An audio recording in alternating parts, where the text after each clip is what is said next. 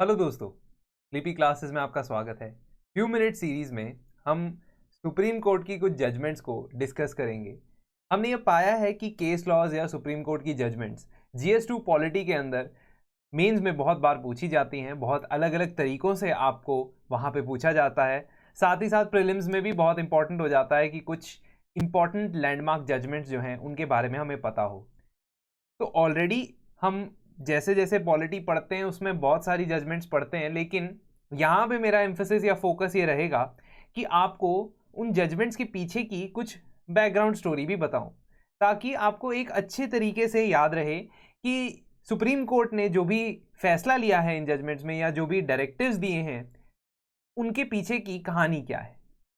तो इससे पहले कि मैं स्टार्ट करूं, आपको ये बताऊं कि आज हम जो टॉपिक या जो जजमेंट डिस्कस करने वाले हैं वो जजमेंट है विनीत नारायण केस 1997 की। विनीत नारायण केस 1997 एक लैंडमार्क जजमेंट इसलिए मानी जाती है क्योंकि सेंट्रल एजेंसीज के अंदर जिस तरीके का गवर्नमेंट का कंट्रोल होता है और करप्शन को लेके जिस तरीके का व्यवहार रहता है सेंट्रल एजेंसीज का, उस क्षेत्र में उस फील्ड के अंदर एक बहुत ही इंपॉर्टेंट जजमेंट यहाँ हमें देखने को मिलेगी जो प्रेसिडेंट सेट करेगी आगे आने वाले सुप्रीम कोर्ट की जजमेंट्स के लिए। तो सबसे पहले तो हम ये देखते हैं कि ये केस बना कैसे, ये किस तरीके से हमारे सामने आया है। देखिए 1997 का केस है, का जजमेंट है, और इसकी शुरुआत 1991 से ही हो गई थी, जब कुछ कश्मीर के अंदर मिलिटेंट्स के पास रेड करते करते या मिलिटेंट्स के हाइडआउट्स पे रेड करते हुए कुछ ऐसे एविडेंस कलेक्ट हुए थे जिसमें नेशनल पॉलिटिशियंस को हवाला पेमेंट्स मिलने का एक अंदेशा नजर आया था। हवाला एक इस तरीके का इलीगल रेमिटेंस सिस्टम होता है जिसके ज़रिए आप cross border transfer of payments करते हैं, जिसमें एक्चुअल में आप कोई पैसा एक जगह से दूसरी जगह नहीं भेजते हैं, आप बस हवाला एजेंट्स के थ्रू उसे ऑपरेट करते हैं। तो मान लीजिए कंट्री ए से कंट्री बी में मैंने पैसे भेजने हैं, तो कंट्री ए के हवाला एजेंट के पास जाऊंगा और वो उसे पैसे दूंगा, और कंट्री बी का हवाला एजेंट जो होगा वो इस बंदे को जिसको मैंने पैसे भेजने थे वो उतने ही पैसे उसे दे देगा। इस तरीके से इलीगल ट्रांजैक्शंस होती थी जिनको ट्रैक नहीं किया जा सकता, ना ही ट्रेस किया जा सकता है और ना ही टैक्स किया जा सकता है।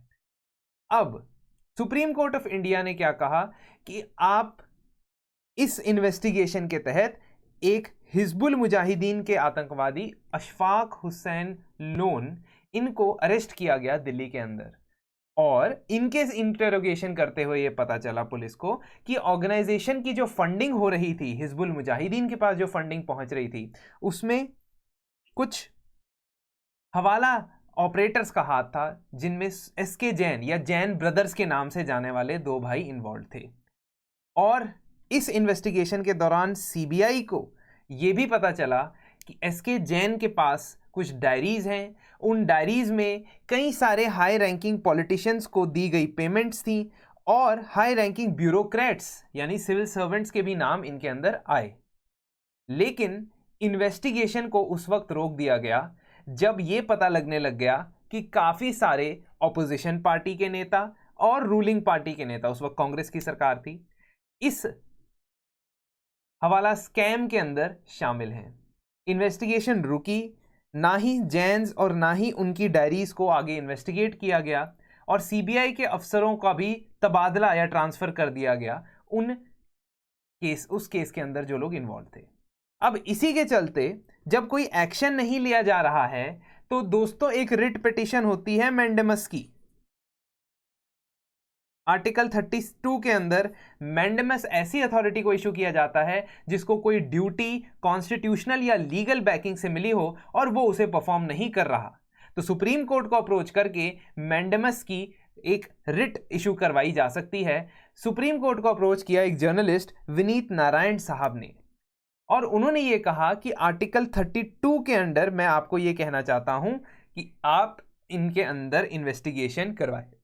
इन्वेस्टिगेशन ऑर्डर हुई, इन्वेस्टिगेशन कंडक्ट हुई, लेकिन कई केसेस में प्रोसिक्यूशन के समय यानी जब केस बिल्ड हो रहा था उस समय पे ये केसेस जो हैं वो कोलैप्स कर जाते थे, या तो विटनेसेस अवेलेबल नहीं होते थे या लैक ऑफ एविडेंस की वजह से इन सभी लोग जो ये बहुत बड़े बड़े दिग्गज नेता उस समय के थे, उन सब लोगों के नाम किस डायरीज में मिले थे, इनिशियल्स के फॉर्म में मिले थे, और इनकी इन्वॉल्वमेंट को प्रूव नहीं कर पाया गया। तो ये बहुत उस वक्त के जाने माने नेता हुआ करते थे 1990s के, चाहे देवीलाल हैं या एल के अडवाणी जी हैं, एनडी तिवारी हैं, शरद यादव हैं। तो अब सुप्रीम कोर्ट के पास ये जब केस जाता है तो सुप्रीम कोर्ट को ये हिदायत दी जाती है कि आप हमें बताएं कि सर इस परिस्थिति में जो सीबीआई की फंक्शनिंग है, जिस तरीके से सीबीआई को, सेंट्रल ब्यूरो ऑफ इन्वेस्टिगेशन को हैंडल किया गया है, क्या वो सही है या गलत? क्या सरकार इसके अंदर इंटरफेरेंस कर रही है? क्या ये रूल ऑफ लॉ के खिलाफ चल रहा है काम? तो सुप्रीम कोर्ट ने यहां अपनी जजमेंट देते हुए एक तरह से अथॉरिटेटिव लॉ पास करने, अथॉरिटेटिव डायरेक्शन, निर्देश देने शुरू किए। इस केस की जजमेंट 1997 में आती है, और इसमें सबसे पहली बात क्या कही है सुप्रीम कोर्ट ने, उसे ध्यान से देखेंगे। सुप्रीम कोर्ट कहता है कि it is the duty of the executive to fill the vacuum by executive orders because its field is coterminous with that of legislature. कहने का मतलब है कि अगर कोई भी सेंट्रल इन्वेस्टिगेशन एजेंसी, जैसे अगर हम सीबीआई की एग्जांपल ले, सीबीआई को जिस एक्ट से बैकिंग मिलती है उस एक्ट का नाम है Delhi special police act, establishment act 1946। और ये जो एक्ट है ये प्री कॉलोनियल एरा का एक्ट है, लेकिन सीबीआई जो एस्टैब्लिश हुई थी एक एग्जीक्यूटिव ऑर्डर के थ्रू एस्टैब्लिश हुई थी, इसलिए हम सीबीआई को एक स्टैट्यूटरी अथॉरिटी नहीं कह सकते। सीबीआई की फंक्शनिंग के अंदर जिस तरीके से बायस नजर आता था, जिस तरीके से उनकी फंक्शनिंग तब रुक जाती थी जब पॉलिटिशियंस और खासतौर पे रूलिंग पार्टी के पॉलिटिशियंस किसी भी केसेस के अंदर इन्वॉल्व हों, तो ऐसा पाया गया कि लेजिस्लेचर की, यानी कि जो एक्ट की कमियां हैं उसका फायदा उठाया जा रहा है। सुप्रीम कोर्ट ने यह कहा कि एक्ट की कमियों को फुलफिल करने के लिए एग्जीक्यूटिव को एक्शन लेना चाहिए, और अगर एग्जीक्यूटिव भी इन एक्शन की प्रोसेस में लगा हुआ है तो जुडिशरी को वहां स्टेप इन करना पड़ेगा, जुडिशरी को यह संभालना पड़ेगा, वो गैप फिल करनी पड़ेगी जो एग्जीक्यूटिव पूरी तरह नहीं कर पाया। अब जजमेंट की तरफ चलते हैं। यहां पे जजमेंट में सुप्रीम कोर्ट ने क्या कहा, बहुत ही इंपॉर्टेंट चीज सुप्रीम कोर्ट ने कही। देखिए, central vigilance commission CVC, central vigilance commission 1963 के अंदर गठित एक एग्जीक्यूटिव बॉडी थी, यानी कि उसको बनाने की रिकमेंडेशन के शांतरम कमेटी ने दी थी और उसे एग्जीक्यूटिव ऑर्डर के थ्रू बनाया गया था। और इनका काम ये होता था कि एंटी करप्शन के जो केसेस होते थे उसकी इन्वेस्टिगेशन ये करता था in the public services, public servants के लिए। तो अब सीवीसी को स्टैट्यूटरी यानी कि लीगल बैकिंग देने के लिए सुप्रीम कोर्ट ने कहा, नंबर 1।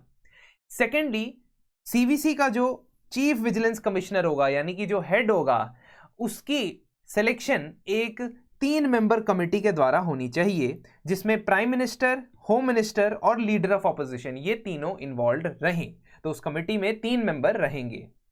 सीवीसी का सुपरवाइजरी या सुपर इंटेंडेंस रहेगी सीबीआई के ऊपर, यह भी सुप्रीम कोर्ट यहां कहता है। Central bureau of investigation CVC के अंडर काम करेगा जब वो एंटी करप्शन के केसेस फॉलो कर रहा है, हर एक केस में नहीं। तो सीबीआई जो है, अगर मान लो किसी और क्राइम को इन्वेस्टिगेट कर रहा है जो प्रिवेंशन ऑफ करप्शन एक्ट के अंदर नहीं आता है, उसमें तो उसे सीवीसी के अंडर काम करने की जरूरत नहीं है, लेकिन यहां पे उसे सीवीसी के निर्देश के अंदर काम करना होता है। प्रिवेंशन ऑफ करप्शन एक्ट, मैं आपको बता दूं दोस्तों, 1988 का एक कानून है। सेंट्रल गवर्नमेंट को यह इंश्योर करना होगा कि सीबीआई एक नॉन पार्टिजन एजेंसी की तरह इफेक्टिव और एफिशिएंट तरीके से काम करे, और इसके लिए और निर्देश दिए गए from the supreme court. Supreme court ने रिकमेंडेशन दिया कि यह कहा कि सीबीआई डायरेक्टर, जो कि सबसे टॉप पोस्ट होती है सीबीआई की, उसकी अपॉइंटमेंट करने के लिए भी एक कमेटी होनी चाहिए। उस कमेटी को जो हेड करेंगे, लीड करेंगे, वो होंगे सेंट्रल विजिलेंस कमिश्नर खुद, यानी कि CVC.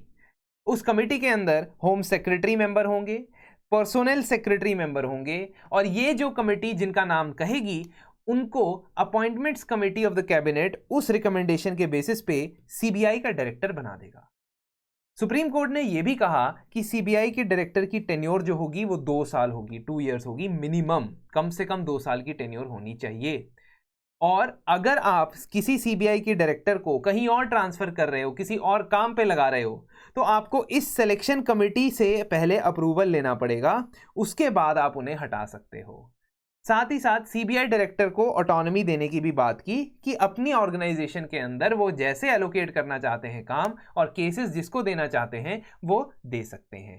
And ninth and very very important thing which supreme court has done in Vineet Narayan case, बहुत इंपॉर्टेंट केस हो जाता है फंक्शनिंग ऑफ द सीबीआई और functioning of in fact any investigative agency जैसे एनफोर्समेंट डायरेक्टोरेट, क्योंकि वहां पे मनी लॉन्ड्रिंग भी इन्वॉल्व थी, हवाला स्कैम था, इसलिए ईडी के लिए भी उन्होंने काफी रिकमेंडेशंस दिए थे। तो सुप्रीम कोर्ट ने क्या कहा, पहले से एक सिंगल डायरेक्टिव नाम की चीज होती थी। कहने का मतलब कि अगर आपने गवर्नमेंट ऑफिशियल या पब्लिक सेक्टर एंटरप्राइज के अंदर काम करने वाले किसी व्यक्ति के, किसी लेवल पे काम करने वाले व्यक्ति के ऊपर प्रोसिक्यूशन करना है, यानी कि इन्वेस्टिगेशन स्टार्ट भी करनी है, प्रोसिक्यूशन तो चलो बाद की स्टेज होती है, इन्वेस्टिगेशन स्टार्ट करने से पहले भी आपको अप्रोप्रिएट अथॉरिटी से परमिशन लेनी पड़ेगी, यानी कि प्रायर सैंक्शन लेना पड़ेगा।